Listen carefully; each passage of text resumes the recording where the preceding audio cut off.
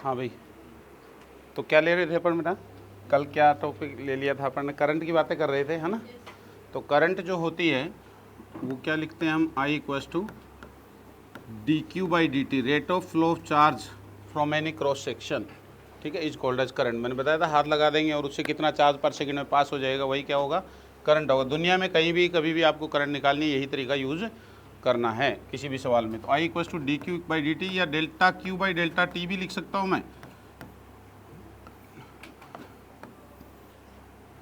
From any cross section, from any cross section, ठीक है, किसी भी क्रॉस सेक्शन के लिए। अरे क्या कर रहा है?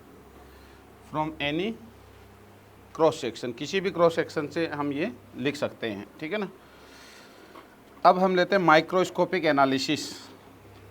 माइक्रोस्कोपिक एनालिसिस, ये तो पता है आप सबको, D Q by D T small change के लिए। अब कोई फंक्शन दे दे क्यों का आपको, तो डिफ्रेंशिएट करके करंट निकाल ही दोगे। आपसे कहीं 5 सेकंड पे करंट कितनी है, 10 सेकंड पे कितनी करंट है, टी का फंक्शन दे दे क्यू को, निकल जाएगा ना। या आई का फंक्शन दे दे और चार्ज पूछ ले कितना गुजरा 10 सेकंड में, तो D Q equals to I D T का इंटीग्रेशन करके निकाल दोगे। तो छोटी मोटी बातें हैं, है ना, ये कर ही लोगे। तो नेक्स्ट चलते हैं अपन microscopic analysis of electrodynamic state. Electrodynamic, क्या बात है बोर्ड में भाई? स्टेट, एक इलेक्ट्रोस्टैटिक स्टेट होती है जो हम पीछे पढ़ चुके हैं, रुका हुआ चार्ज, और इलेक्ट्रोडायनेमिक मतलब चलता हुआ चार्ज, उसकी अपन बातें कर रहे हैं। तो माइक्रोस्कोपिक एनालिसिस में क्या लेंगे कि ये आपके पास में मान लीजिए कोई वायर है, कंडक्टर है ये, और इसका ये वाला पॉइंट जो है वो हायर, ये वाला एंड जो हायर पोटेंशियल पे है, और ये वाला एंड किस पे है? लोअर पोटेंशियल पे। ये हाई पे है, ये लो पे है। इसके अंदर क्या होते हैं? फ्री इलेक्ट्रॉन्स होते हैं। वैसे तो प्रोटॉन्स भी होते हैं, न्यूट्रॉन्स भी होते हैं, लेकिन वो तो न्यूक्लियस में पाए जाते हैं, वो तो चलते नहीं है। चलता कौन है? Free electrons. तो फ्री इलेक्ट्रॉन्स किधर चलेंगे? अब इलेक्ट्रॉन्स जो है वो नेगेटिव चार्ज जो हमेशा लोअर पोटेंशियल से किधर चलता है? हायर की ओर चलता है। तो हम ये मान के स्टडी करेंगे सारे में। मैंने आपको बताया था कि पॉजिटिव चार्ज क्या कर रहा है? हायर से लोअर। कोई भी सवाल अपना गलत नहीं होने वाला है। नहीं, दिमाग के किसी कोने में हमें ये भी पता रहना चाहिए कि हम जो ये ले रहे हैं ये बारीकी से कोई पूछेगा तो गलत ले रहे हैं। चलेगा क्या? इलेक्ट्रॉन चलेगा। कंडक्टर के अंदर हमेशा इलेक्ट्रॉन चलता है, और वो किधर से किधर मूव करेगा? लोअर पोटेंशियल से हायर पोटेंशियल की ओर मूव करेगा। ये हमें ध्यान रखना है, ठीक है ना। लोअर से हायर की ओर मूव करेगा, ये ध्यान रखना है। तो हम जनरली क्या लेते हैं? पॉजिटिव चार्ज फ्लो की डायरेक्शन ले लेते हैं। तो इलेक्ट्रॉन जो है वो इधर फ्लो कर रहा है, इधर फ्लो कर रहा है। ये प्रोटॉन की डायरेक्शन ले लिया। यूँ कहे तो आप प्रोटॉन चलते नहीं है, पॉजिटिव चार्ज चलता हुआ मान रहे हैं हम। तो फ्री इलेक्ट्रॉन्स किधर चलेंगे? हायर से, अरे गलत भाषा नहीं बोलनी है, फ्री इलेक्ट्रॉन नहीं, पॉजिटिव चार्ज जो किधर चलेगा? हायर से लोअर, ठीक है। ये इधर से इधर फ्लो करेगा इसके अंदर। अब ये कैसे फ्लो करेगा? कैसे फ्लो करेगा? पहले कैसे फ्लो कर रहा था ये? अरे रैंडम फ्लो कर रहा था। जब ये नहीं अप्लाई किया था अपनी हायर पोटेंशियल और लोअर पोटेंशियल, तब इसमें से किसी भी क्रॉस सेक्शन में से जाने वाला चार्ज, नेट चार्ज कितना हो रहा था? 0। तभी तो करंट क्या थी? 0 थी। तो अब क्या हुआ कि चार्ज जो कैसे जा रहा है, ये इलेक्ट्रॉन जो ऐसे घुमा, ऐसे घुमा, ऐसे ऐसे ऐसे, पता नहीं कहाँ कहाँ से घूम करके यहीं आ गया वापस। नेट फ्लो क्या हो रहा है? 0। ये नहीं आया तो कोई और इसकी जगह आ गया, ये उसकी जगह चला गया। नेट फ्लो क्या हो रहा है? 0। ठीक वैसे ही जैसे मेला भरा हुआ है, और मेला भरा हुआ है तो उस मेले के अंदर बहुत सारे लोग हैं, हज़ारों लोग हैं, हज़ारों हज़ार लोग हैं। कोई उधर जा रहा है, कोई आ रहा है, कोई अपने घर जा रहा है, कोई और आ रहा है, लेकिन मेला तो उतना ही भरा हुआ है। तो हम कहेंगे नेट कितने आदमी निकले मेले के अंदर से? यदि उतना ही भरा हुआ है तो 0 निकले। जबकि कुछ आ रहे हैं, कुछ जा रहे हैं, रेंडमनेस है, रेंडमनेस है। लेकिन जो ही शाम हुई तब क्या हुआ? सब गेट की तरफ आने लगे, मेन गेट की तरफ बाहर निकलने के लिए चलने लगे कि भैया आप घर चलना है, अब घर चलना है। तो नेट फ्लो हो गया ना उस गेट से। तो नेट फ्लो हो गया, तब हम बोलेंगे क्या हो रहा है? करंट हो रही है। समझ गए? तो नेट फ्लो होगा तब, नहीं तो जितने आ रहे थे उतने जा रहे थे, आ रहे थे, जा रहे थे, रेंडमनेस थी, इधर उधर कर रहे थे, ठीक है। तो वो रेंडमनेस में था इलेक्ट्रॉन। लेकिन जो ही हम इलेक्ट्रिक फील्ड अप्लाई कर देते हैं, मान लिया कि ये इलेक्ट्रिक फील्ड अप्लाई कर दिया, इलेक्ट्रिक फील्ड हायर पोटेंशियल से लोअर पोटेंशियल की ओर होगा। तो जो ही हम करेंगे तो पॉजिटिव चार्ज किधर मूवमेंट स्टार्ट कर देगा अपना। ये कर तो रैंडम ही रहा है अभी भी, ऐसे ऐसे ऐसे ऐसे पता नहीं क्या क्या कर रहा है, लेकिन थोड़ा आगे शिफ्ट हो जाएगा, यहाँ से थोड़ा क्या हो जाएगा, आगे की ओर शिफ्ट हो जाएगा। और ये जितना आगे की ओर शिफ्ट हो जाता है इसको क्या कहते हैं, ड्रिफ्ट कहते हैं। ड्रिफ्ट, किसी एक्सटर्नल फोर्स के प्रभाव में कोई चीज़ जो है थोड़ी शिफ्ट हो जाए अपनी पोजीशन से, जगह से खिसक जाए, उसको क्या कहते हैं, ड्रिफ्ट कहते हैं, उस फोर्स की तरफ खिसक जाए। ठीक है, कोई बहने वाली चीज़ जैसे हवा है, पानी है, कोई और फील्ड है, उसके अंदर कोई चीज़ जो मूवमेंट कर रही है, उसके प्रभाव में अपनी जगह जहाँ आनी थी उसकी जगह क्या चली जाए, दूसरी जगह पे शिफ्ट हो जाए, तो उसको हम क्या कहते हैं, ड्रिफ्ट कहते हैं। ठीक है ना, ड्रिफ्ट कहते हैं। तो ये ड्रिफ्टिंग इसकी हो जाती है उधर की ओर। अब ये रियल में ये पहले तो स्ट्रेट लाइन पाथ पे चल रहे थे, लेकिन यहाँ ये स्ट्रेट लाइन पाथ नहीं होता। कैसा पाथ होता है, कर्व्ड पाथ होगा, क्योंकि एक्सीलरेशन होगा। एक्सीलरेशन कितना होगा, ई बाई एम का एक्सीलरेशन जनरेट करेगा, और एक फोर्स लगेगा F इक्वल्स टू ई कह दो आप। तो वो फोर्स लगेगा, उसकी डायरेक्शन में जाएगी। तो मान लीजिए कि कोई इलेक्ट्रॉन है या पॉजिटिव चार्ज है, उसको यहाँ से यहाँ जाना है, यहाँ कोई कोलाइड किया अभी अभी, और वो इस रास्ते पे जाना चाह रहा है, लेकिन इस पे फोर्स रेगुलर उधर लग रहा है, रेगुलर उधर लग रहा है। तो बताओ पाथ कैसा बनेगा इसका, ऐसे न जाए, ऐसे जाएगा ना अभी। अब मान लो कि इसको यहाँ से यहाँ आना है, इधर आना था, और फोर्स इस पर रेगुलर उधर लग रहा है, तो पाथ कैसा बनेगा,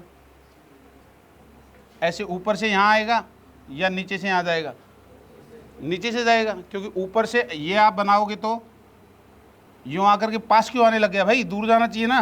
तो फोर्स तो रेगुलर लग रहा है, तो फोर्स यहाँ से चला था, इधर इधर इधर करके ऐसे चला जाएगा। तो इस तरह से कर्व्ड पाथ पे रैंडमनेस देगा अपनी, समझ गए क्या बात को। और नेट नेट थोड़ा थोड़ा क्या करेगा, आगे की ओर शिफ्ट होता रहेगा। समझ में आई बात। तो पाथ कैसा होता है इलेक्ट्रिक फील्ड के अंदर, कर्व्ड पाथ होता है, ये आपको ध्यान रखना है। ठीक है, बना दो इसको, डायग्राम को बना दो।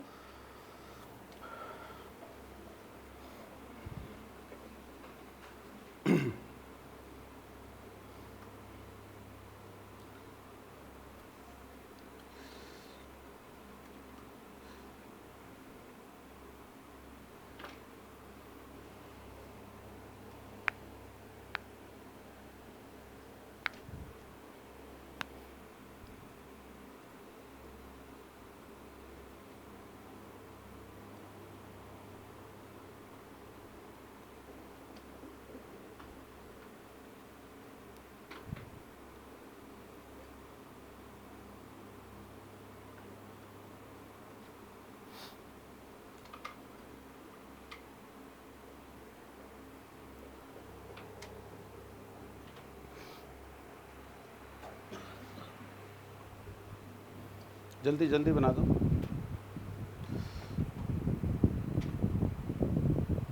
रियल में स्ट्रेट पाथ पे ना तो इधर चलता है और ना इलेक्ट्रॉन्स इधर चलते हैं। रियल में होता क्या, इलेक्ट्रॉन्स चलते तो इधर से इधर, लेकिन वो ड्रिफ्टिंग देते हुए चलेंगे, ऐसे ऐसे ऐसे ऐसे कर्व्ड पाथ पे चलते, तो ऐसे ऐसे घूमते घूमते घूमते घूमते, तो किसी क्रॉस सेक्शन से कितने निकल गए नेट नेट, वो क्या हो जाता है, करंट हो जाता है। ठीक है ना, किसी क्रॉस सेक्शन से कितने निकल गए। और रैंडमनेस थी तब, जितने उधर जा रहे थे उतने उधर घुस गए, उधर घुस गए। तो नेट नेट क्या, अब संख्या भी क्या अरबों खरबों में है, अरबों खरबों में, तो गलत होने की प्रोबेबिलिटी ऑलमोस्ट क्या हो जाती है, जीरो हो जाती है। तो वो जीरो करंट देगा, नेट उनका एवरेज जीरो ही आता है सबका, कोई इधर जा रहे हैं उधर जा रहे हैं सबका। ठीक है ना, ये सब बातें हैं, तो ये आपको ध्यान होना चाहिए।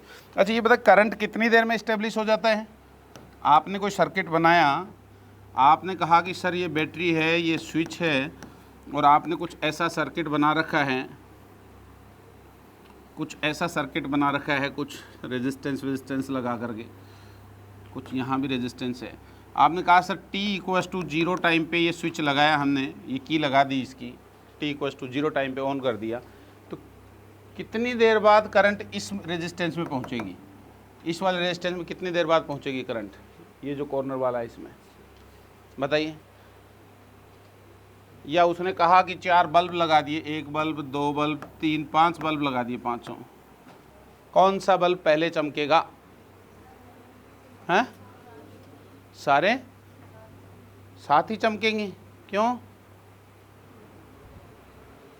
अभी तो हमने कहा कि चार्ज फ्लो करेगा बैटरी की वजह से, और वो क्या करेगा, वो जाएगा। और आपको बता दूं कि ये जो ड्रिफ्टिंग की हम बात कर रहे थे, जो ड्रिफ्ट वेलोसिटी होती है बहुत कम होती है, 10⁻⁻⁴ मीटर, कुछ मिलीमीटर के ऑर्डर की होती है। फ्री पाथ पे जब घूमता है इलेक्ट्रॉन, तो पता है कितनी स्पीड से घूमता है, फ्रीली जब घूमता है तो उसकी स्पीड बहुत ज़्यादा होती है। जब इलेक्ट्रॉन फ्रीली घूमता है तो उसकी स्पीड क्या होती है, बहुत ही ज़्यादा होती है। लेकिन बाद में क्या हो जाती है स्पीड, ये जो ड्रिफ्टिंग, ये यहाँ से कोलिजन करके यहाँ गया, यहाँ से कोलिजन करके यहाँ गया, यहाँ से इधर गया, यहाँ से इधर गया, ये जो कोलिजन्स करके जब इलेक्ट्रॉन जा रहा है तो वो जो है उसकी स्पीड बहुत ज़्यादा होती है, बहुत ज़्यादा स्पीड होती है उस समय, ठीक है, उसकी स्पीड बहुत ज़्यादा होती है। 10⁵ मीटर पर सेकेंड की ऑर्डर की होती है, लगभग 1,00,000 किलोमीटर पर सेकेंड, सॉरी 100 किलोमीटर पर सेकेंड की। मतलब यहाँ से सीकर तक की डिस्टेंस हो कितने सेकंड में, 1 सेकंड में भाग जाएगा इलेक्ट्रॉन, टक गया सीकर, बहुत तेज स्पीड है। लेकिन जब ये रैंडमनेस करता है, कोलिजन्स करता है, एटम्स और मॉलिक्यूल से, इलेक्ट्रॉन से आपस में कोलिजन्स करता रहता है, तो जो नेट चलता है, ड्रिफ्टिंग जो होती है, किसी पर्टिकुलर क्रॉस सेक्शन से जो आगे निकलते हैं, नेट जो ड्रिफ्टिंग होती है, वो क्या होती है, उन सब का जो वेलोसिटीज़ का जो एवरेज लेते हैं, है ना, average velocity acquired by electrons under the effect of electric field, जिसको ड्रिफ्ट वेलोसिटी कहते हैं, है ना, अरे average velocity acquired by these electrons under the effect of this electric field is called as drift velocity. तो वो drift velocity जो होती है उसका ऑर्डर होता है 10⁻⁴ मीटर का, कुछ मिलीमीटर, फ्यू मिलीमीटर्स के ऑर्डर का। तो आपसे कहे कि 1 मीटर लंबा तार है और यहाँ से अभी करंट जोड़ी गई है, तो कितनी देर बाद उस तार में वहाँ उस एंड पे पहुँचेगी करंट। तो आप ये नहीं करना है हमें कि भाई करंट जो है 1 मीटर में भाग देने लग गए आप स्पीड का, या तो टाइम निकालने लगे, है ना, इस तरह से काम नहीं करना है। होता क्या है कि जो ही हमने सर्किट बनाया, तो सर्किट बनाते ही इलेक्ट्रिक फील्ड इस्टेब्लिश हो जाता है पूरे के अंदर। किधर से किधर, ये वाले एंड हायर पोटेंशियल एंड बनेंगे और वो वाले एंड क्या बनेंगे, lower higher potential, lower potential को पोटेंशियल जनरेट होगा, तुरंत इलेक्ट्रिक फील्ड जनरेट होगा। और इलेक्ट्रिक फील्ड जनरेट होने की स्पीड आपको पता है क्या है, स्पीड ऑफ लाइट 3 × 10⁸ मीटर पर सेकंड की स्पीड से पूरे सर्किट में क्या हो जाता है, एकदम से करंट एस्टेब्लिश हो जाता है पूरे सर्किट में एक साथ, जिसकी वजह से इलेक्ट्रॉन्स क्या करते हैं, तो यहाँ का इलेक्ट्रॉन है वो भी चलेगा, यहाँ वाला भी चलेगा, यहाँ वाला भी चलेगा, सब एक साथ चलना शुरू कर देते हैं। ठीक वैसे ये जैसे परेड कराने के लिए बहुत लंबी लाइनें बनाई हुई हैं और किसी ने कमांड दी कि परेड बाएं से तेज चल, तो कौन चलता है बाएं से तेज, सब चलते हैं, हर बंदा अपना कदम बढ़ा देता है आगे की, ये आगे बढ़ा, मैं ये आगे बढ़ा, है ना, हर बंदा अपना कदम बढ़ा देता है। तो ठीक वैसे कमांड मिलती है सबको, एक साथ इलेक्ट्रिक फील्ड स्टेब्लिश होता है और हर इलेक्ट्रॉन, यहाँ का इलेक्ट्रॉन भी चल देगा, यहाँ का भी चल देगा, यहाँ का भी सब चार्ज चलना शुरू कर देंगे एक साथ, ठीक है ना। जेईई में पूछा जा चुका है ये सवाल कि कितनी देर बाद करंट वहाँ पहुँचेगी इलेक्ट्रिक फील्ड की स्पीड के द्वारा, आप बता सकते हो, ठीक है ना। ये है इलेक्ट्रिक फील्ड कितने से, 3 × 10⁸ मीटर पर सेकेंड से तुरंत ही ऑलमोस्ट 0 टाइम में इस्टेब्लिश हो जाता है, ठीक है। लिखिए, एज इन द वायर। अच्छा, कई बार हम पढ़ते हैं तो ये कन्फ्यूज़न रहता है कि यहाँ से करंट आई करंट आई, फिर इधर I1 चली गई, इधर I2 चली गई, उससे बड़ा गड़बड़ होता है दिमाग में। ऐसा नहीं होता है कि इधर I1 चली गई, I2 चली गई, वो तो एक साथ हुआ ना काम, बस यहाँ फील्ड थोड़ा जनरेट हुआ, यहाँ कम जनरेट हुआ और यहाँ ज़्यादा जनरेट हो गया, वो फील्ड उस हिसाब से तुरंत इस्टेब्लिश हो जाता है, ठीक है। तो देखिए, as in the wire electric field is established, कोई ज़रूरी नहीं, बनाओ तो बनाओ, नहीं कोई दिक्कत नहीं। As in the wire electric field is established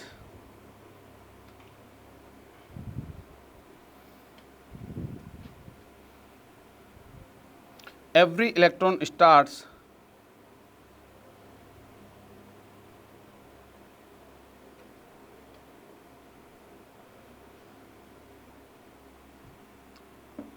electron starts getting drifted,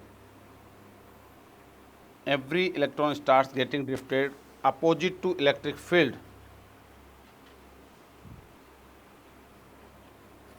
opposite to electric field, and we assume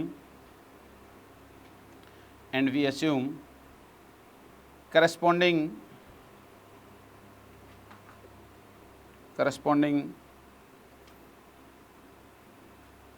positive charge career, हम एनालॉजी लेके चलते हैं, मान के चलते हैं कि भाई इलेक्ट्रॉन की जगह हमारा क्या चल रहा है, पॉजिटिव चार्ज चल रहा है। We assume corresponding positive charge carrier starts getting drifted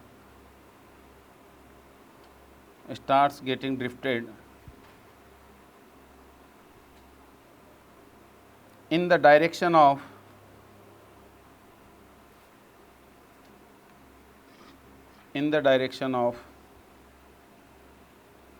electric field, in the direction of electric field.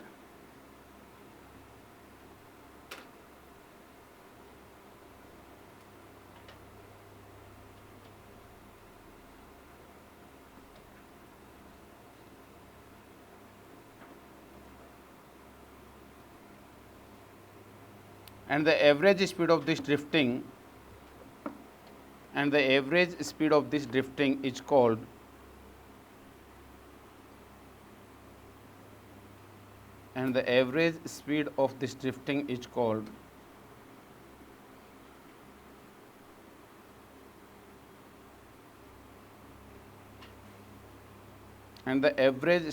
drifting is called drift velocity.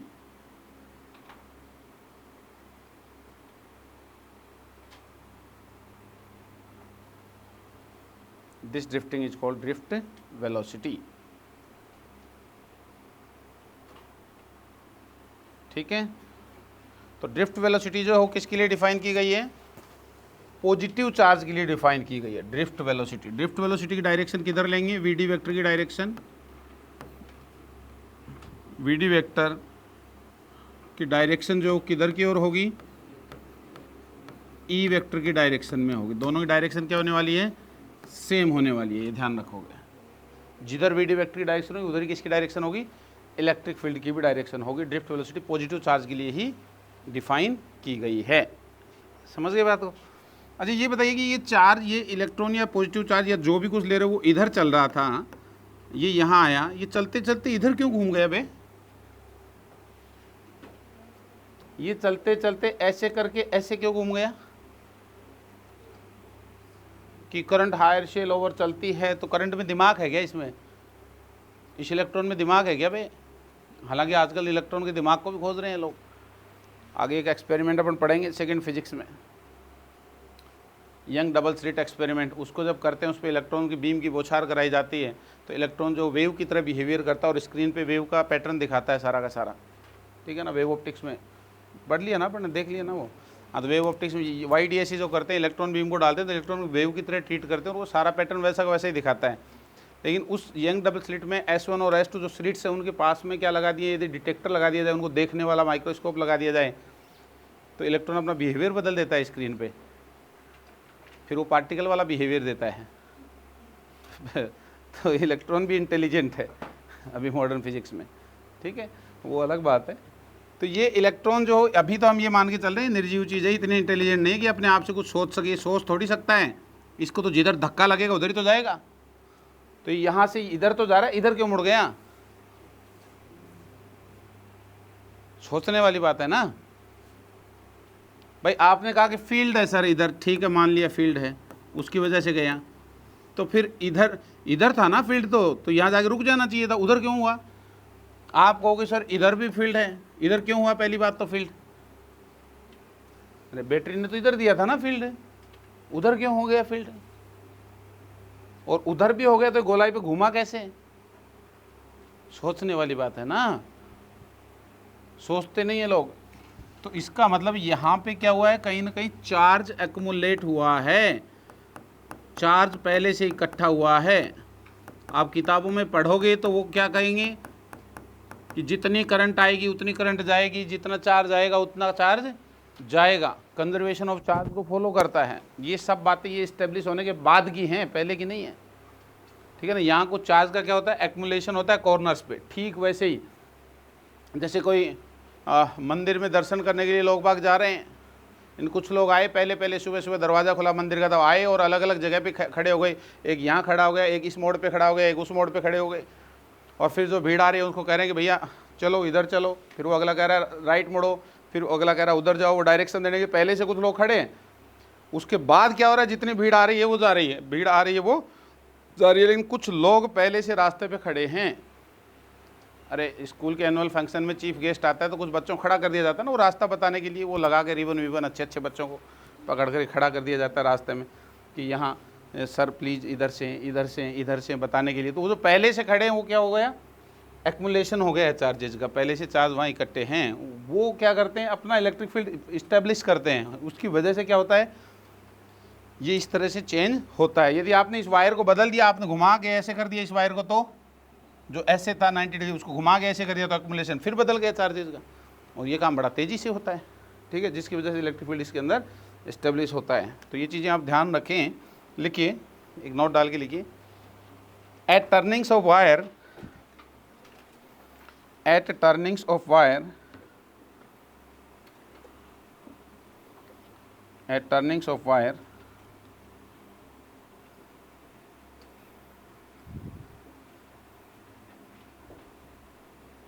at turnings of wire and at the interface of material,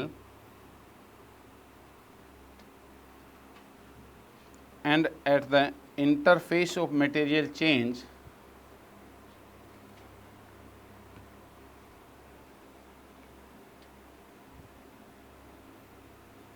and at the interface of material change,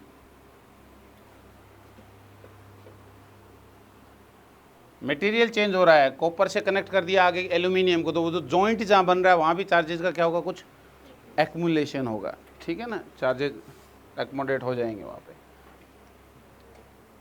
material change, charge get accumulated, charge get accumulated,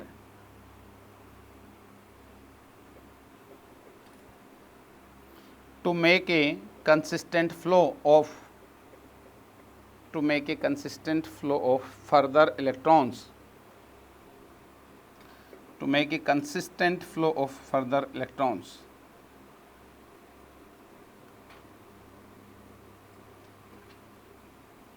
This happens in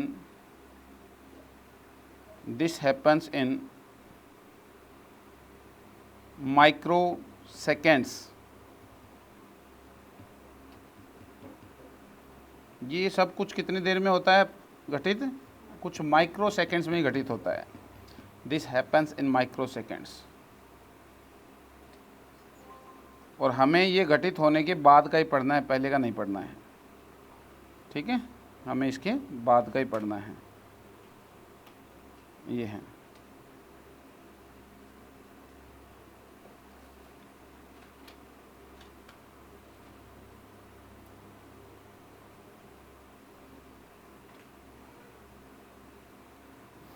तो लिखिए, after that there is no stopping,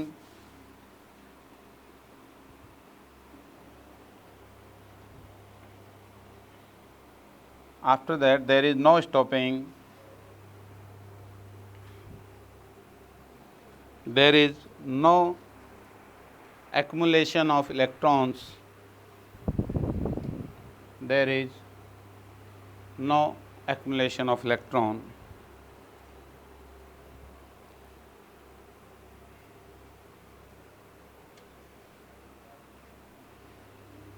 and everything moves,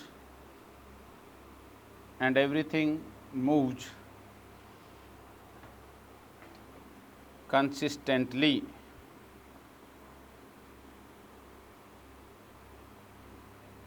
ठीक है, एक बार track जम गया तो उस track के ऊपर फिर क्या है, सारी चीज़ें स्मूथली चलती हैं अपने आप, और हम उसके बाद का ही पढ़ते रहते हैं। ये है,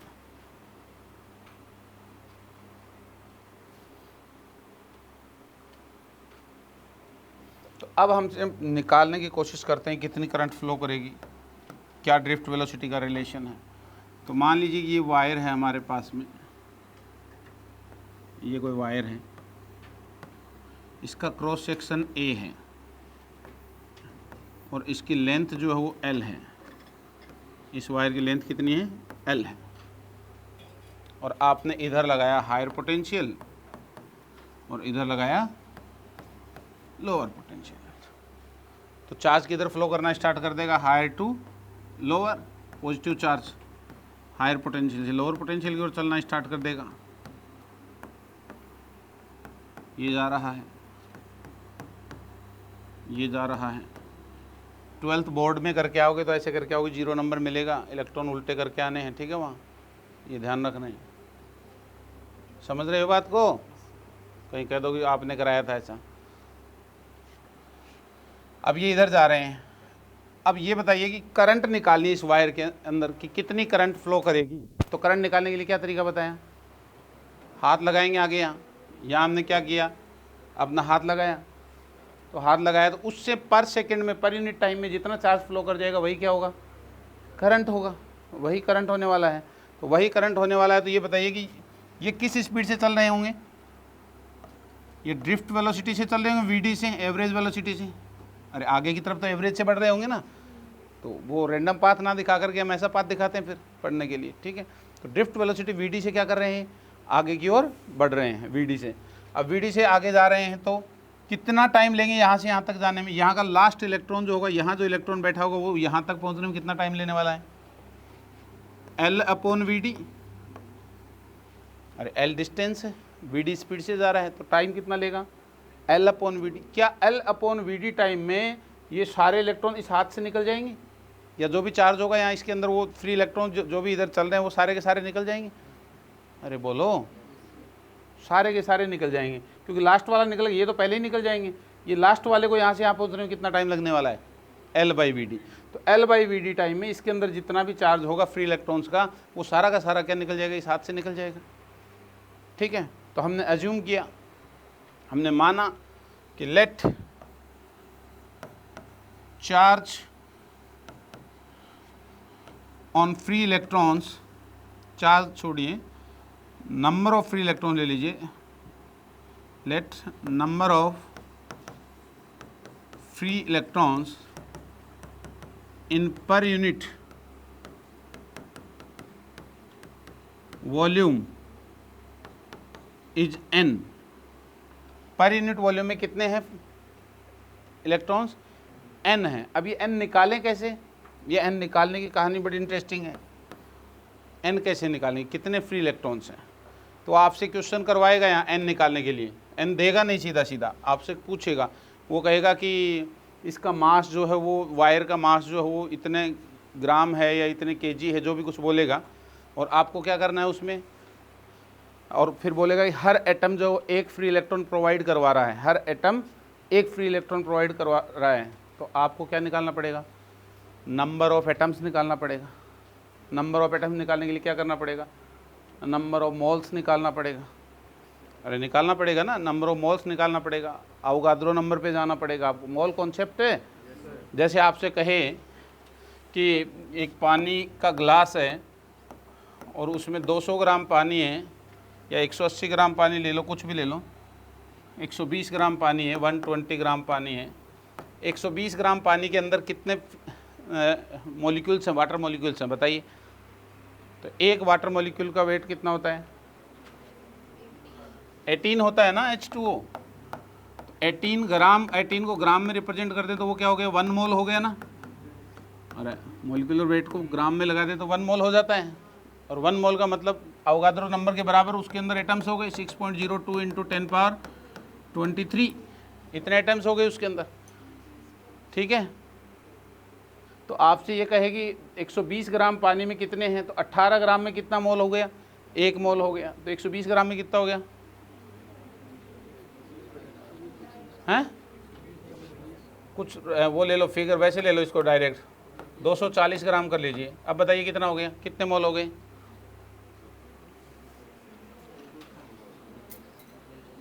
18 है ना। अरे क्या कर रहा हूँ मैं, 18 ग्राम है 1 मोल। कहाँ गया वो हट रहा है क्या, मैं कह रहा हूँ कि 54 ग्राम ले लो। अब बताओ कितने मोल हो गया, तो 54 ग्राम पानी के अंदर कितने मोल हो गए, 3 मोल हो गए। 1 मोल में नंबर ऑफ एटम्स कितने हैं या मॉलिक्यूल्स कितने हैं, 6.02 इंटू 10 पावर 23। तो 3 में कितने हो जाएंगे, इंटू 3, और हर एक एटम एक इलेक्ट्रॉन दे रहा है, तो ये जितने आए उतने इलेक्ट्रॉन हो गए। और कर पाओगे कि नहीं, तो नंबर ऑफ इलेक्ट्रॉन्स इस तरह से निकालने हैं आपको, ये बेसिक उससे निकलवा लेगा आपसे, यूनिटरी मेथड वगैरह से जैसे भी है। तो late number of free electrons in per unit volume is, पर यूनिट वॉल्यूम इज n है। तो क्या करेंगे अपन, इसका वॉल्यूम कितना है, इसका वॉल्यूम, इसमें टोटल नंबर ऑफ इलेक्ट्रॉन निकालिए, total number of free electrons बताइए कितना होगा। कितना हो जाएगा, पर यूनिट वॉल्यूम में n है तो a इंटू एल वॉल्यूम है इसका, अरे इसका क्रॉस सेक्शन एरिया a है बेटा जी, और l लेंथ है, तो कितने आ जाएंगे NaL। ठीक है, तो हर इलेक्ट्रॉन का चार्ज E है, तो total charge passing through cross section कितना हो जाएगा, अरे ये वाले इलेक्ट्रॉन ही तो पास कर रहे हैं, तो हर एक का E है तो कितना पास कर जाएगा, NaLe, NaLe, और ये कितने टाइम में पास कर रहा है, कितने टाइम में पास कर रहा है, L/Vd टाइम में। तो हम कहेंगे L/Vd टाइम में जो चार्ज जा रहा है किसी भी क्रॉस सेक्शन से, वो कितना जा रहा है भैया, NaLe। अरे इस हाथ से कितना चार्ज निकल गया, NaLe। तो 1 सेकंड में कितना चार्ज आने वाला है बताइए भैया, NaLe अपॉन L/Vd, L से L कैंसिल, और 1 सेकंड में जो चार्ज फ्लो करेगा that is called as current. तो करंट कितनी हो जाने वाली है, NEA, और Vd ऊपर चला जाएगा तो I = NeVd, ये रिलेशन आ जाता है इसका, I = NeVd। कोई प्रॉब्लम है क्या इसमें, लिख दो तो इसको फटाफट, I = NeVd।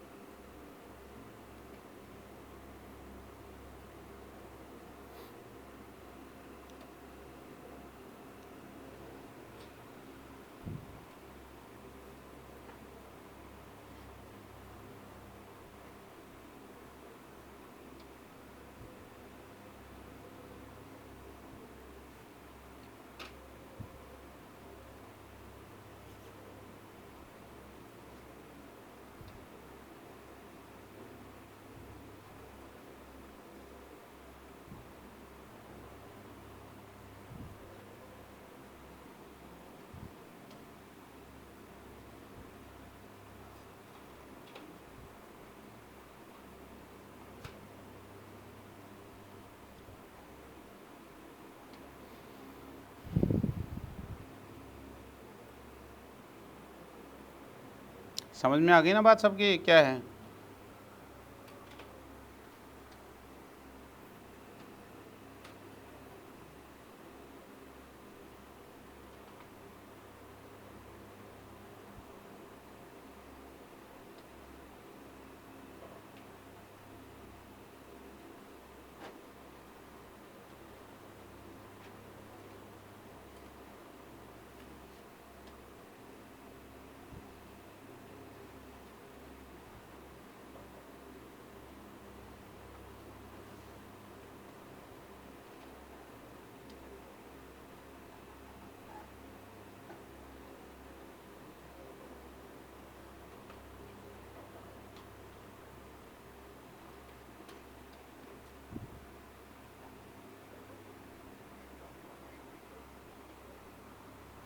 कर लिया भाई,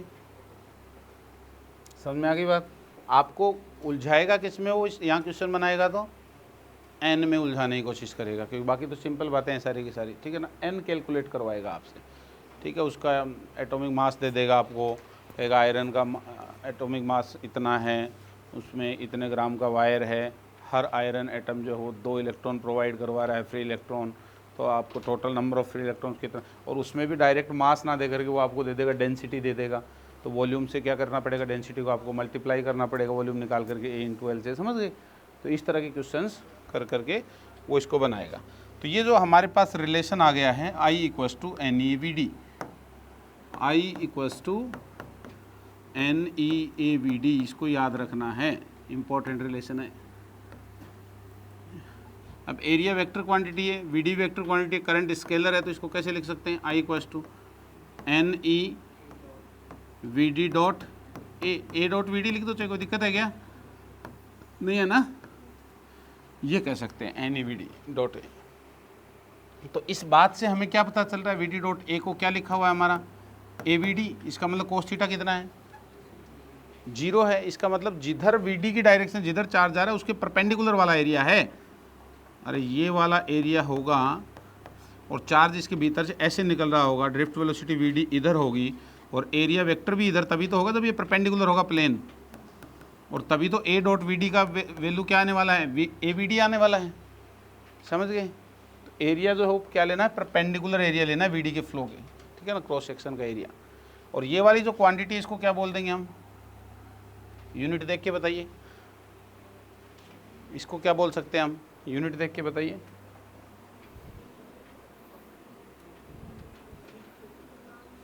हाँ, अरे सॉरी, एक मिनट, ये वाली को बताइए, ये वाली को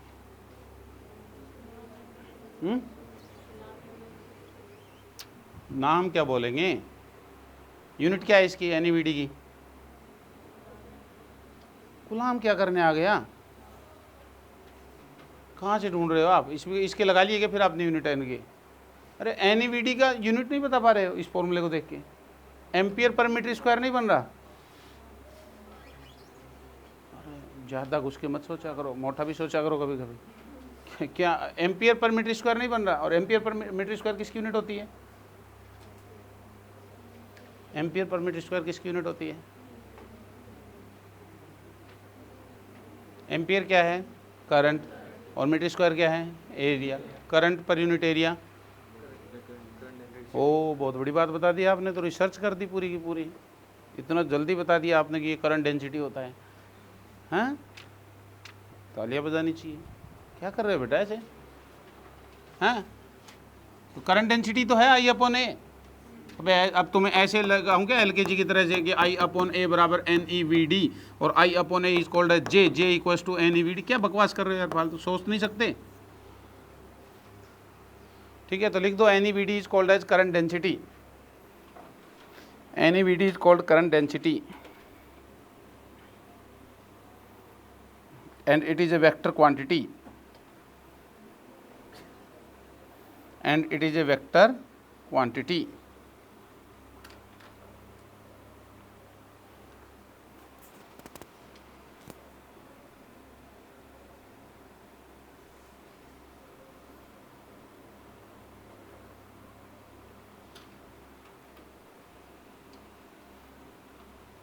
आई इक्वस टू आई, और उसमें क्या रिलेशन था, J equals to I upon A लिखते हैं अपन, तो I equals to J dot A लिखते हैं, और कई बार इसको ऐसे भी लिख देते हैं जे इंटू डी ए का इंटीग्रेशन।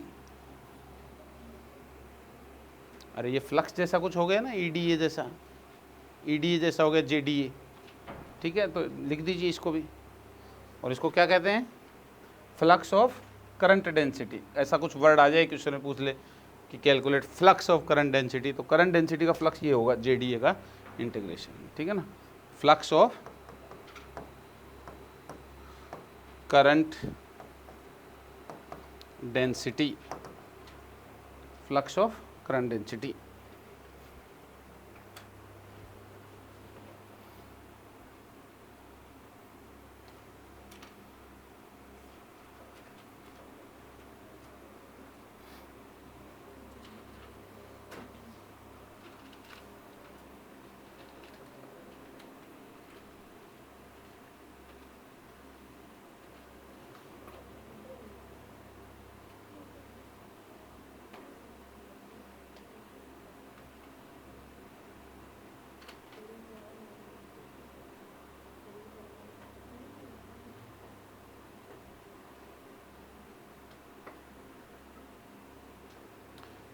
तो हेडिंग डाल दीजिए कोज इफेक्ट एनालिसिस, कोज इफेक्ट एनालिसिस। क्या है भैया कोज इफेक्ट एनालिसिस। कोज इफेक्ट एनालिसिस एनएलएम में पढ़ा था हमने। क्या था, क्या था, कोई फोर्स लगेगा, कोई फोर्स लगेगा F इक्वल टू एम में, F क्या था, A क्या था, इफेक्ट। F जो था वो कोज था, उसकी वजह से A क्या आया, इफेक्ट आया। तो यहाँ कोज कौन है, किसकी वजह से करंट इस्टेब्लिश हो रही है।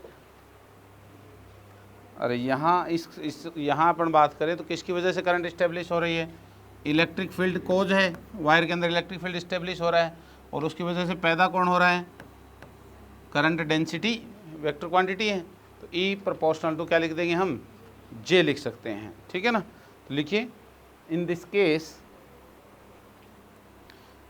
Case due to electric field, in this case due to electric field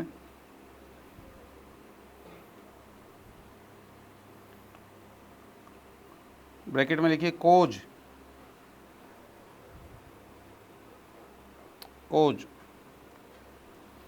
current density bracket में लिखिए इफेक्ट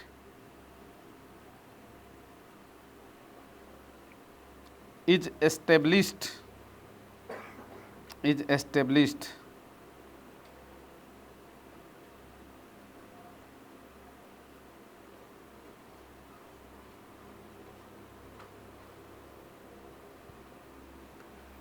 ठीक है। देखिए by analogy of Newton's law, by analogy of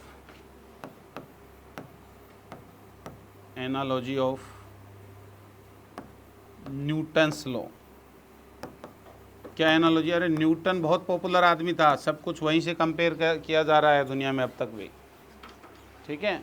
तो न्यूटन्स लॉ दिमाग में ये था कि कोई चीज़ होगी, इफेक्ट होगा तो वो किसी कारण से होगा। तो यहाँ रीजन क्या है, मतलब कोज क्या है, इलेक्ट्रिक फील्ड, उससे इफेक्ट क्या आया, करंट डेंसिटी, इलेक्ट्रॉन भागने लगे पर यूनिट एरिया से, तो करंट डेंसिटी उसका क्या आया, इफेक्ट आया। तो हम कहेंगे E vector is proportional to J vector, E vector is proportional to J vector, क्योंकि F vector is proportional to A vector. और ये सम कांस्टेंट आया था, कांस्टेंट क्या है, एम। एम क्या करता है, किस तरह का कांस्टेंट है, एम क्या करता है, अरे फोर्स लगाने से चीज़ें एक्सेलरेट होती हैं, लेकिन जितनी भारी होंगी चीज़ें उतनी एक्सेलरेट क्या होंगी, कम होंगी। तो एम जितना ज़्यादा होगा उतना ये इफेक्ट क्या आएगा, कम आएगा। अरे समझे क्या। तो वैसे ही यहाँ कोई ऐसा कांस्टेंट आएगा जो कि इसका करंट डेंसिटी का क्या करेगा, अपोज करेगा।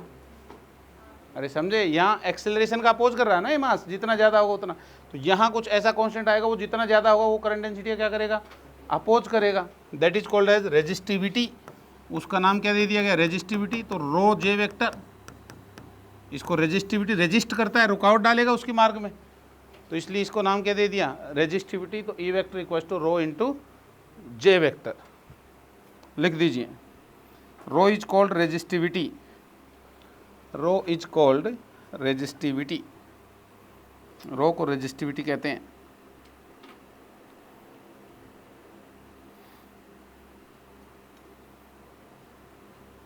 तो जैसे इनर्शिया जो है मास है वो क्या करता है, रेजिस्ट करता है, तो उससे मिलता जुलता नाम रख दिया गया, उससे मिलता जुलता नाम रख दिया गया रेजिस्टिविटी। तो रूल क्या बना, E vector equal to rho into J vector, लिख दीजिए। It is called Kirchhoff law, it is called Kirchhoff law और microscopic Ohm's law. Kirchhoff law और माइक्रोस्कोपिक ओम्स लॉ, आगे देखेंगे हम कैसे।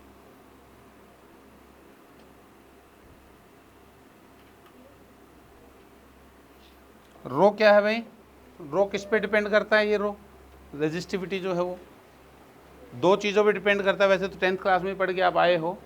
तो रो किस पे डिपेंड करता है, किस पे,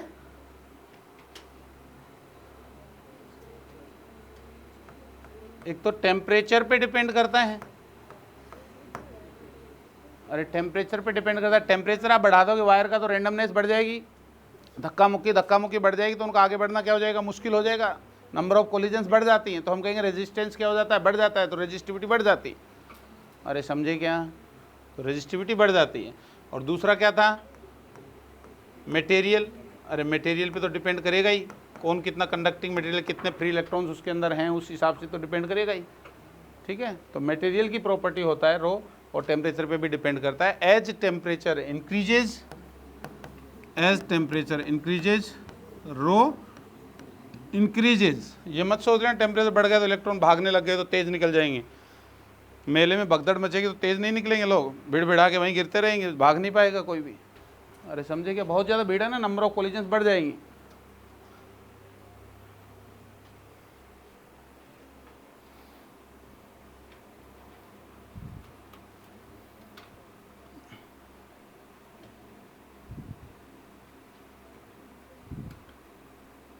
हाँ, यदि वो इंसुलेटर है या वो सेमीकंडक्टर है तो रो क्या हो जाएगी, उनकी घट जाएगी, क्योंकि उनमें फ्री इलेक्ट्रॉन है ही नहीं। अरे इंसुलेटर में तो है ही नहीं, कोई इक्का दुक्का ही पैदा होगा तो हम कहेंगे उनकी तो कंडक्टिविटी आ गई, रेजिस्टेंस घट गया। और सेमीकंडक्टर्स में भी ये हालत है, बहुत कम है फ्री इलेक्ट्रॉन्स, और होल्स बोलते हैं जो आगे पढ़ेंगे हम थ्योरी। तो उनमें कुछ टेम्परेचर बढ़ाओगे तो चार्ज कैरियर्स की संख्या बढ़ जाती है, तब हम कहते हैं रेजिस्टिविटी घट जाती है। लेकिन हम यहाँ क्या पढ़ रहे हैं, अभी कंडक्टर्स पढ़ रहे हैं, ठीक है ना, ये है बात, ये है बात। अब इसी कांस्टेंट को बदला हमने, इसी को बदला। अरे ये फोर्स था, फोर्स से ए पैदा हुआ, लेकिन ये कुछ ऐसा नहीं लग रहा कि गलत सी चीज़ लिखी हुई है, उल्टी सी चीज़ लिखी हुई है कि फोर्स लगाया तो ए आया, तो हम एफ प्रोपोर्शनल टू ए लिख रहे हैं। हमें लिखना चाहिए था कि फोर्स की वजह से इफेक्ट आया ए, तो हमें लिखना चाहिए था ए प्रोपोर्शनल टू एफ। अरे जो इफेक्ट आया वो इस कोज के प्रोपोर्शनल है, ऐसा ही तो होना चाहिए था कि ए प्रोपोर्शनल टू एफ। एक्सीलरेशन उतना ही ज़्यादा आएगा जितना फोर्स क्या होगा, ज़्यादा, जितना फोर्स कम उतना एक्सीलरेशन कम। तो ए किस पे डिपेंड करता है, एफ पे, ऐसे लिखना चाहिए था ना। तो हम ऐसा कुछ लिखने की कोशिश करें तो, अरे भाई ऐसे लिख दो, A equals to some constant into F. अब सम कांस्टेंट हो गया 1/m, तो इसको भी ऐसे लिखें तो क्या हो जाएगा भाई, J equals to 1/ρ times E, और ये 1/ρ को क्या लिख दिया जाता है, sigma, sigma E. Reciprocal of resistivity is called as conductivity. तो जे इक्वल्स टू क्या बन जाता है फॉर्मूला आपके पास में, सिग्मा ई। अरे समझ गए बेटा, जे इक्वल्स टू क्या बन जाता है, sigma E. Sigma is called as conductivity, लिख दीजिए इसको भी, sigma is called as conductivity.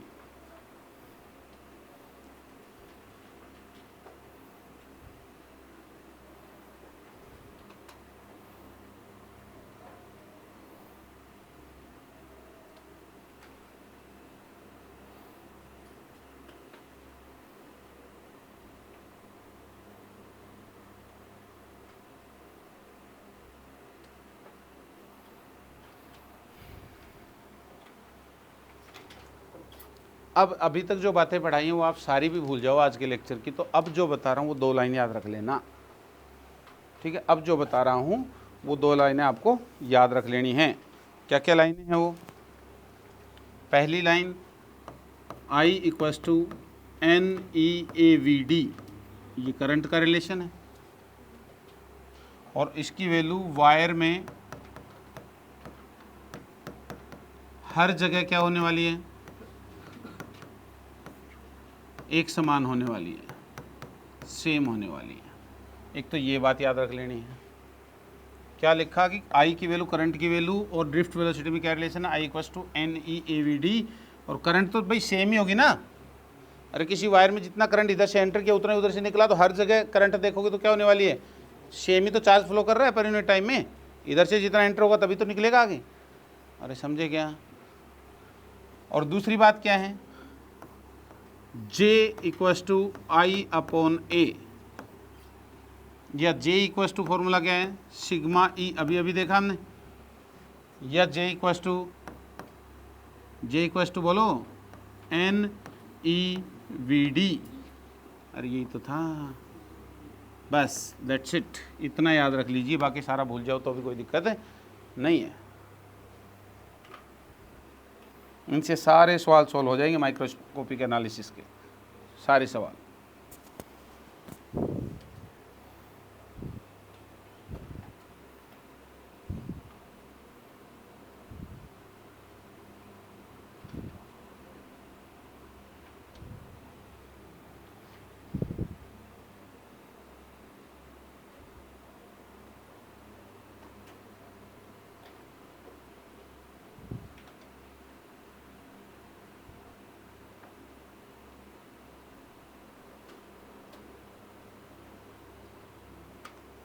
तो बताओ क्या होगा, करंट पूरे में सेम रहेगी, तो आपसे पूछे जे की वैल्यू बताओ क्या रहेगी, एरिया पे डिपेंड करेगी, जिसका एरिया ज़्यादा उस पर जे क्या है, करंट डेंसिटी कम, कम एरिया तो करंट डेंसिटी क्या हो जाएगी, ज़्यादा हो जाएगी, सीधी सी बात है।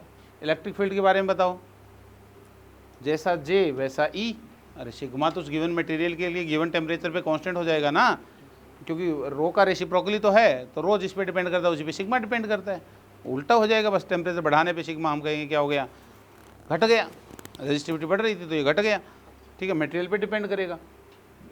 वीडी के बारे में भी आप बता सकते हो, एन ई तो कांस्टेंट है उस गिवन मटेरियल के लिए, ठीक है, तो ये सब क्वेश्चन आप बता सकते हो। जैसे एक क्वेश्चन आया, ये एक वायर है, कुछ ऐसी शेप का वायर है, कुछ ऐसी शेप का वायर है, ठीक है, बताइए इसके अंदर, उसने कहा ग्राफ खींच के बताओ, ग्राफ खींच करके बताओ, ये इधर से इधर एक्स बढ़ रहा है, तो आई ए का ग्राफ खींचो,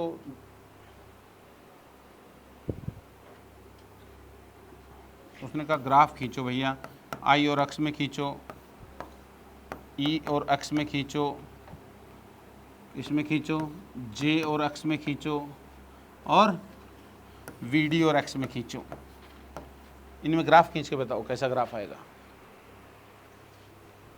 बोलो।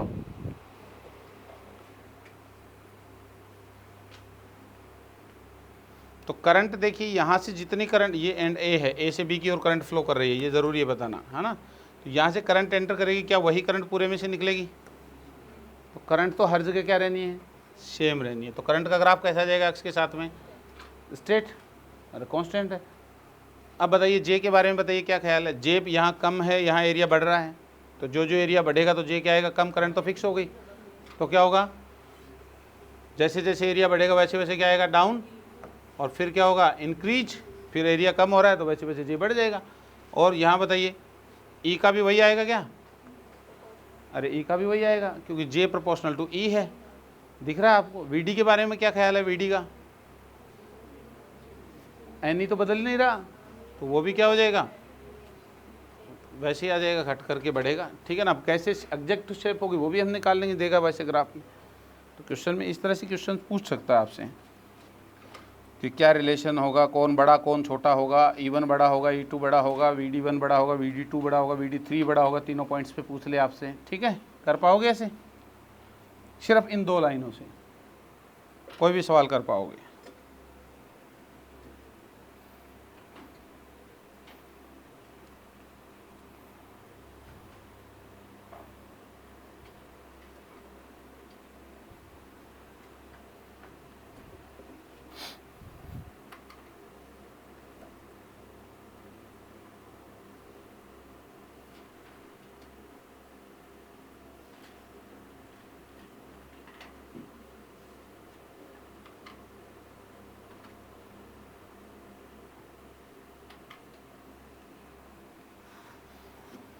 अब एक क्वेश्चन बताइए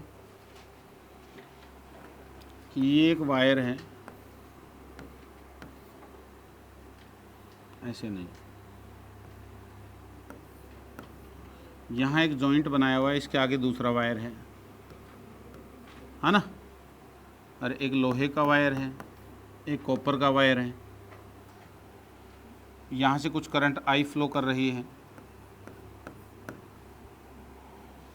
ना। तो पूछा है कि what is the charge accumulated at this interface, इस इंटरफेस के ऊपर कितना चार्ज एक्यूमुलेट हुआ है ये आपको बताना है। लिखिए what is the charge accumulated at interface,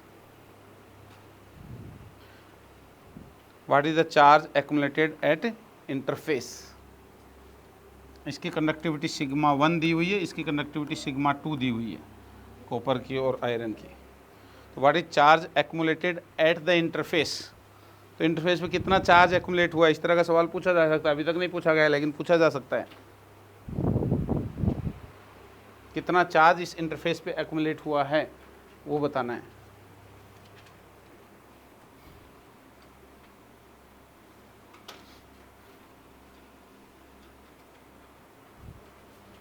what is the charge accumulated at interface.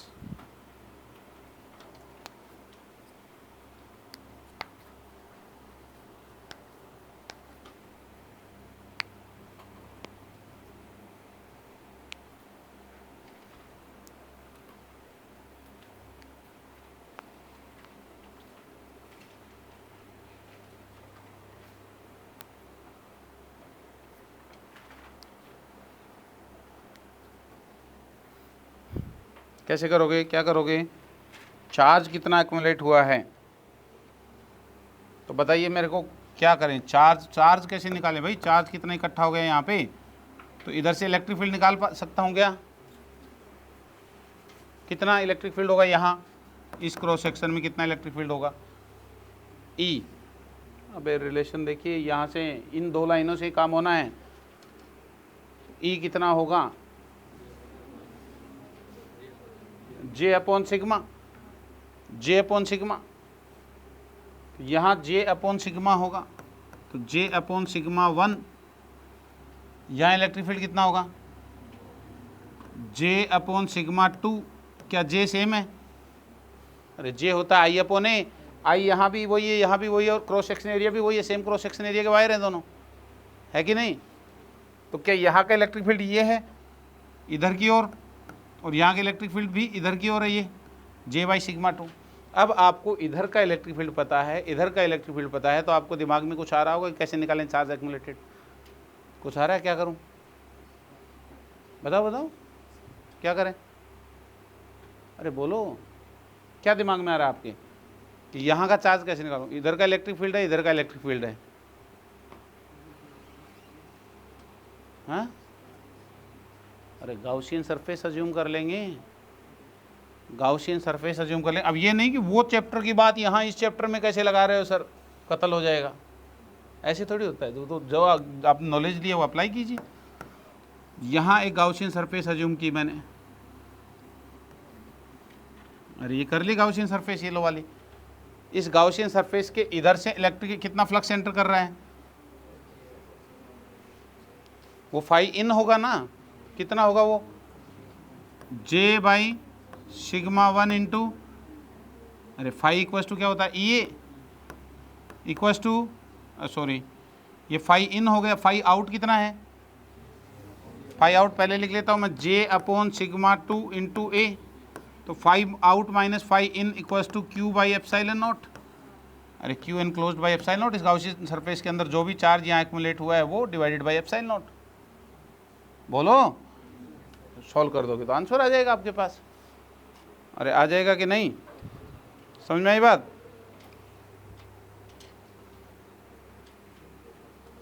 और इसी को करंट की फॉर्म में, अच्छा जे की फॉर्म में नहीं लेगो तो करंट की फॉर्म में ले लीजिए, करंट की फॉर्म में लोगे तो क्या आएगा,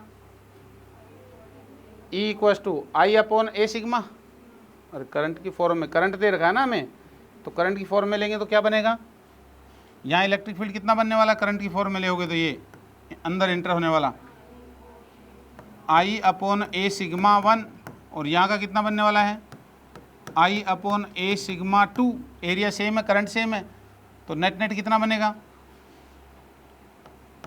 आई अपॉन सिग्मा 2 माइनस आई अपॉन सिग्मा 1,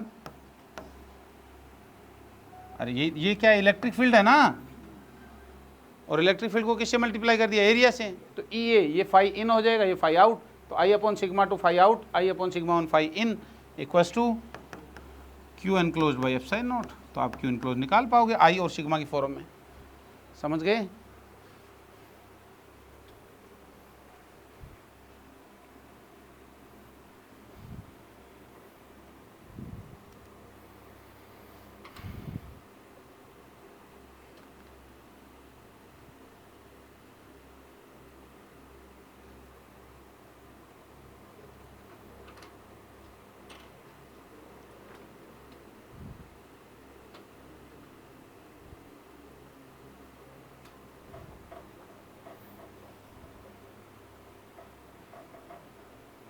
तो लिखिए ओम्स लॉ, ओम्स लॉ क्या कहता है हमें,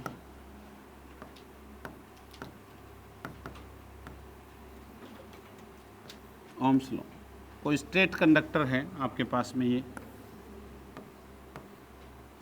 आपके पास में कोई स्ट्रेट कंडक्टर है, ये हायर पोटेंशियल एंड है और ये क्या है, लोअर पोटेंशियल एंड है, यहाँ से कोई करंट जो इसमें कितनी एंटर कर रही है, आई करंट एंटर कर रही है, इसकी करंट डेंसिटी कितनी है, रो है, इसके लेंथ मान लिया कितनी है, एल है, और क्रॉस सेक्शन एरिया कितना है, ए है, ये सब चीज़ें दे रखी हैं, ठीक है।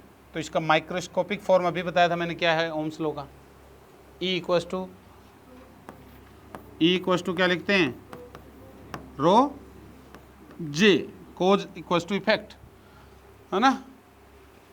तो ई इक्वस टू रो जे, ई को क्या लिख सकता हूँ, इलेक्ट्रिक फील्ड कितना होगा इसके अंदर, तो potential difference delta V by L, अरे E equals to V by D, तो delta V by L, delta V V H minus V L होगा, equals to rho times J, J को क्या लिखते हैं, करंट अपॉन एरिया। अब यही तो लिखते हो, तो इसको क्या लिखा जा सकता है, delta V equals to rho times L upon A into I. और कहा कि यदि ये ब्रैकेट वाली चीज़ें रो एल और ए कांस्टेंट हो जाएं तो delta V proportional to I, यही तो ओम्स लॉ है कि potential difference across the ends of conductor is directly proportional to current inside the conductor. जितनी ज़्यादा करंट उतना ज़्यादा पोटेंशियल डिफरेंस, या रिवर्स कहूँगी जितना ज़्यादा पोटेंशियल डिफरेंस होगा उतनी ज़्यादा क्या होगी, करंट होगी। और बैटरी जितनी पावरफुल होगी, जितना पोटेंशियल डिफरेंस देगी उतनी ज़्यादा क्या देगी, करंट देने वाली है वायर के अंदर। समझ गए बात को। लेकिन कब है, कब होगी ये सब बातें, जब ये चीज़ें क्या होंगी, कांस्टेंट होंगी आपकी, ये सब चीज़ें कांस्टेंट होने वाली हैं, तभी होगा ऐसा, ये कांस्टेंट होंगी। रो एल बाई ए, रो किस पे डिपेंड करता है, टेम्परेचर एंड मटेरियल पे। तो टेम्परेचर फिक्स हो, मटेरियल वही हो, कॉपर का वायर है तो कॉपर का ही हो, लेंथ वही हो और एरिया वही हो, तब उस गिवन वायर के लिए क्या होगा, डेल्टा वी प्रोपोर्शनल टू आई होगा। तो ये सब चीज़ें जो इनको फिक्स रखा गया है, तो जिनको फिक्स रखा गया है इसको एक नाम दे दिया गया, क्या, रेजिस्टेंस। इसको क्या नाम दे दिया गया, रेजिस्टेंस। इसको नाम क्या दे दिया गया, रेजिस्टेंस, रुकावट। अरे ये रेजिस्टिविटी तो थी, तो इसी से पैदा हुआ, तो इसी का नाम क्या दे दिया गया, रेजिस्टेंस। ठीक है, लिख दीजिए। आर की वैल्यू याद रखनी है आपको, आर की वैल्यू याद रखनी है, क्या बनी, रो इंटू एल अपॉन ए।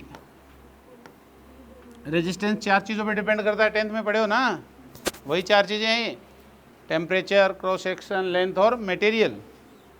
ठीक है, तो डेल्टा वी बराबर क्या लिखा जा सकता है, R I, R is some constant. क्या delta V equals to R I Ohm's law है, अरे ये ओम्स लॉ है क्या, delta V equals to R I Ohm's law नहीं है। ओम्स लॉ कौन है, delta V proportional to I Ohm's law है। Delta V equals to R I Ohm's law तभी है जब आर क्या है, कांस्टेंट है। ये फॉर्मूला जो जहाँ आर कांस्टेंट नहीं होता वहाँ के लिए भी एप्लीकेबल होता है। जो चीज़ें ओम्स लॉ को फॉलो नहीं करती उनके, भाई डेल्टा वी प्रोपोर्शनल टू आई का मतलब डेल्टा वी और आई में ग्राफ कैसा आना चाहिए, स्ट्रेट लाइन कहाँ से पास होना चाहिए, ओरिजिन से। अरे तभी तो होगा, तभी ओम्स लॉ है, ये ग्राफ है तभी। अब ये ग्राफ वेरिएबल आ गया किसी के लिए तो डेल्टा वी और आई में ग्राफ कुछ ऐसा आ गया किसी के लिए तो ओम्स लॉ है क्या, ओम्स लॉ को फॉलो कर रही है क्या ऑब्जेक्ट, नहीं कर रही। लेकिन formula delta V upon I equals to R इसके लिए भी लगेगा। आप कहोगे यहाँ कितना रेजिस्टेंस है, तो डेल्टा वी अपॉन आई, डेल्टा आई कर दीजिए आप, डेल्टा वी में डेल्टा आई का भाग दे दीजिए, तो आपको यहाँ का रेजिस्टेंस मिलेगा इस जगह का। फॉर्मूला हर जगह लगता है, लेकिन ओम्स लॉ वही है कि वी प्रोपोर्शनल टू क्या होना चाहिए, आई होना चाहिए। समझ में आई बात, ये ज़रूरी चीज़ है, नोट कर दीजिए इसको फटाफट।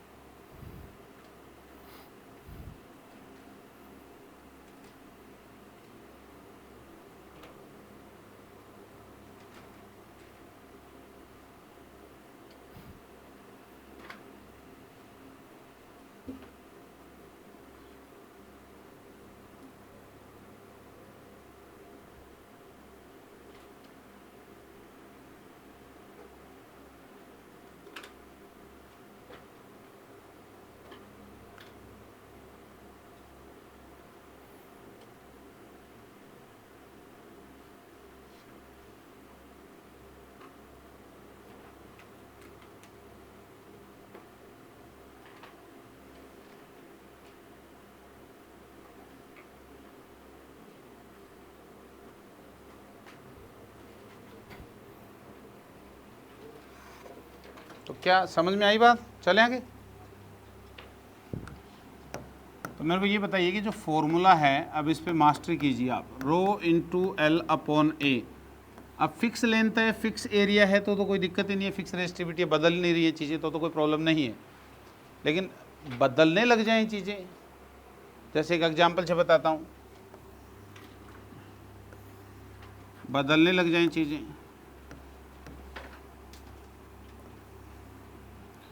ये एक एनुलर सिलेंडर है। एनुलर का मतलब सिलेंडर के अंदर एक क्या है? होल है। होल है, समझ गए बात को? सिलेंडर के अंदर एक होल है, ये इसका मटेरियल है,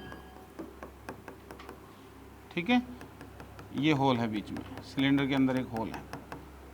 इसकी इनर रेडियस जो है वो R1 है, ये R1 है, और आउटर रेडियस कितनी है? R2 है, ठीक है। तो इस फॉर्मूले में पहले ये छोड़ो, आप ये बताइए लेंथ कौन सी होती है? लेंथ वो दूरी है जिसके अंदर से करंट चली है। जैसे ये है पेन है, तो इसके इधर से करंट इधर चली, तो ये उसकी लेंथ हो गई। एरिया क्या है? करंट के सामने क्रॉस सेक्शन जिसके थ्रू करंट चली है, जिसके थ्रू करंट गई है, वो क्या है? एरिया है। अरे समझ गए क्या? लेंथ कौन सी है? जितनी दूर करंट चली है वो लेंथ है, और एरिया जिसके थ्रू करंट चली है वो ये है। तो यहाँ आपसे पूछे इसकी लेंथ, मान लो ये इधर की लंबाई दे रखी है L, तो अब आपसे कहे बताओ लेंथ बताओ कितनी है, तो आप क्या यूज करने वाले इस फॉर्मूले में? लेंथ। हाँ, आप कुछ नहीं बता सकते सर, जब तक आप ये नहीं बताओगे ना किसको हायर पोटेंशियल दिया गया, हम कुछ नहीं बोले, मुंह नहीं खोलेंगे, चुप रहेंगे, कुछ भी हो जाए जुबान नहीं खोलेंगे। इसको अंदर वाले पॉइंट को हायर पोटेंशियल दिया गया है, और इसको कितना दिया गया है? लोअर। अब बताइए लेंथ कितनी है? हाँ गुड। अरे लेंथ कितनी है? अब कितनी लेंथ में से करंट गुजरेगी? R2 minus R1। अंदर से बाहर उधर जा रही है, चमड़ी में से। अरे समझ गए? इधर इधर पूरे सरफेस पे आ रहे करंट अंदर से निकल करके। क्लियर है बात? R2 minus R1। एरिया बोलिए,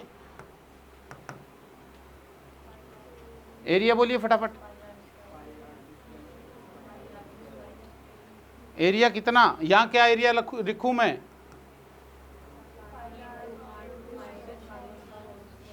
एरिया कितना? Pi square.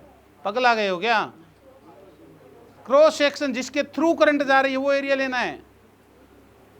अबे अंदर से अंदर घुस के सोचो, आप अंदर खड़े हो सिलेंडर के, तो इधर भी करंट निकल रही है, अंदर भी, उधर भी, तो वो जो अंदर का सरफेस एरिया, तो यहाँ का निकालेंगे तो 2 पाई R1 इंटू एल।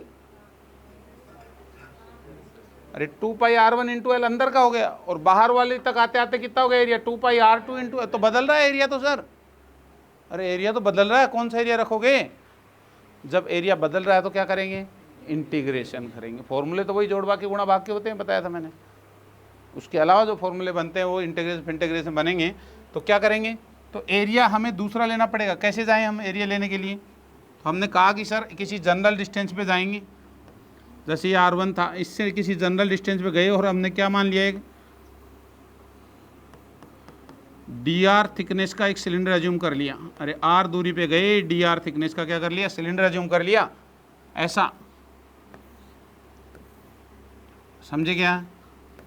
अरे क्या बोल रहा हूँ, समझे क्या?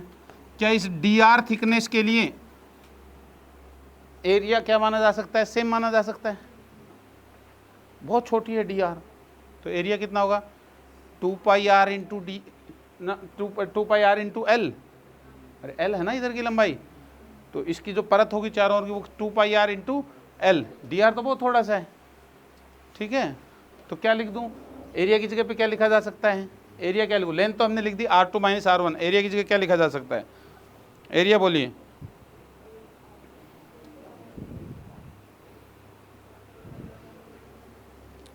अरे एरिया होगा 2 पाई r इंटू एल, यही होगा।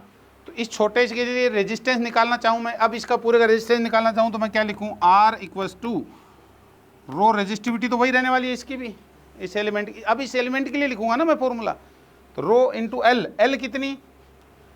अब ये थोड़ी लिखूँ, dr लिखूंगा ना, dr में से क्रॉस करेगा करंट, तो rho into dr upon area कितना? 2 पाई RL, और टोटल के लिए क्या कर दूंगा? इंटीग्रेशन। इंटीग्रेशन कहाँ से कहाँ तक चलेगा?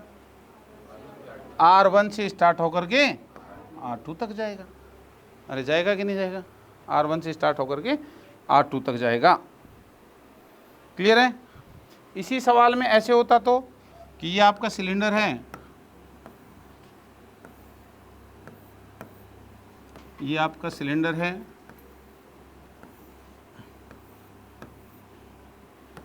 वही R1 और R2 रेडियस का, ये R1 रेडियस है, ये वाली कितनी है?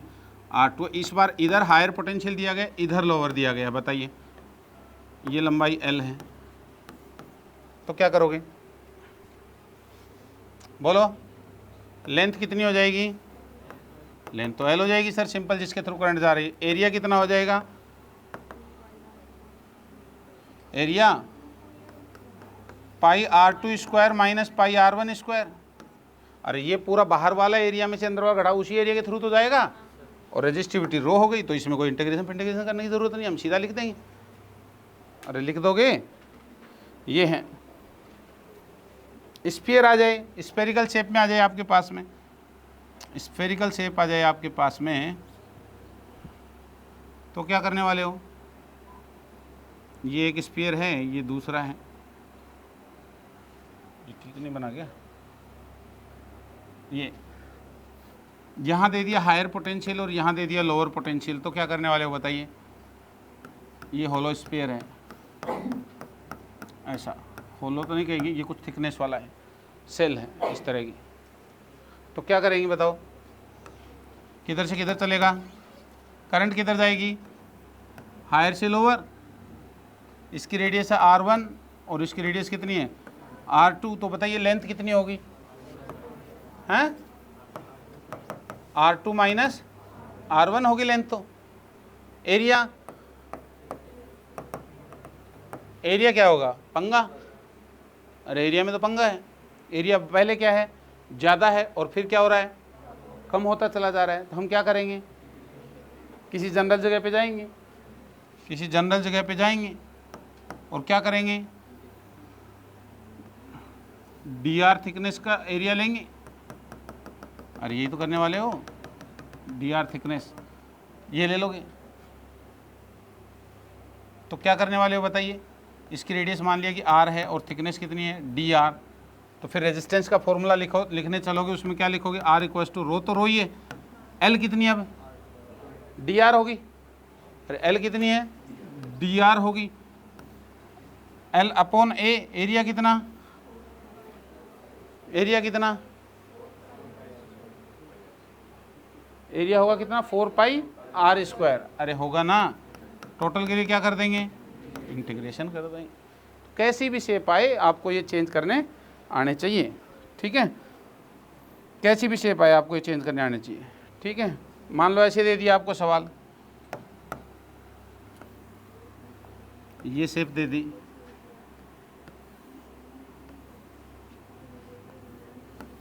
इसकी रेडियस है R1 और इसकी रेडियस कितनी है?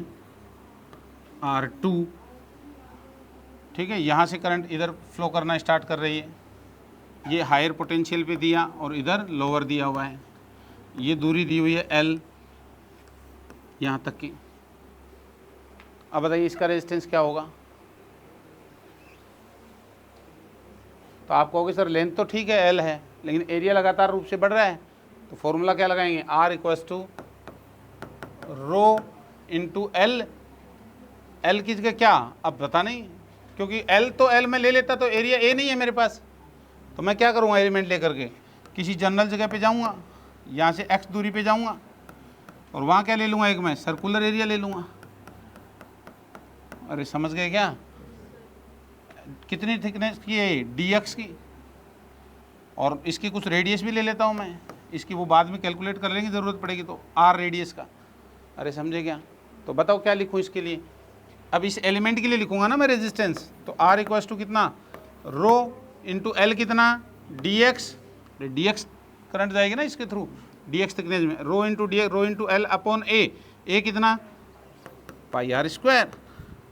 अब यही तो करने वाले हो। टोटल के लिए क्या करोगे? कहाँ से कहाँ तक?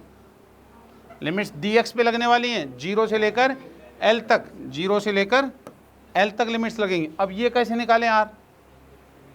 r निकालना पड़ेगा ना हमें, ये r। तो कैसे, यहाँ रेडियस है R1, यहाँ रेडियस हो गई R2, तो अबे यूनिटरी लॉ से निकाल लो, बेसिक उससे।